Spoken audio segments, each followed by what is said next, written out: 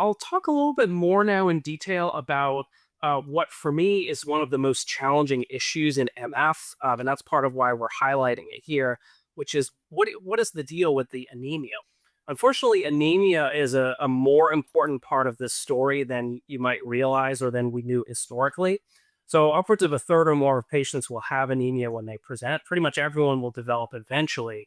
But if you look at the survival curve here on the right, this Kaplan-Meier curve shows us the difference in survival outcomes by the presence or absence of anemia and degree thereof at presentation. So severe anemia, which is just hemoglobin of less than 8, median survival of 2.1 years.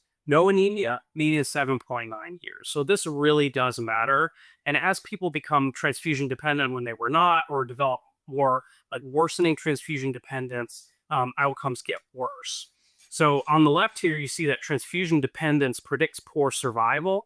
The independent patients have the much better survival curve there in blue. Transfusion dependent, it goes down at about 45-degree angle, markedly different.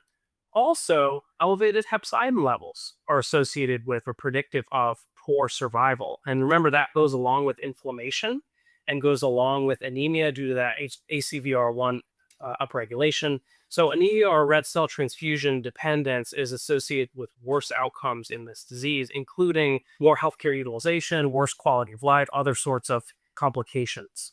And about half of patients with MF, unfortunately, will require blood within about a year of diagnosis. So it's very challenging. Thrombocytopenia, too, is associated with outcomes. It also often is a limitation, a limiting factor on which JAK inhibitors we can give or what dose we can give. So sometimes it limits our ability to effectively address the JAK-STAT pathway because thrombocytopenia can be kind of on target effect of many of these drugs. But you see here in these survival curves that if you have platelets of under 50, median OS is 15 months. If they're over 100, it's 57. So obviously quite different.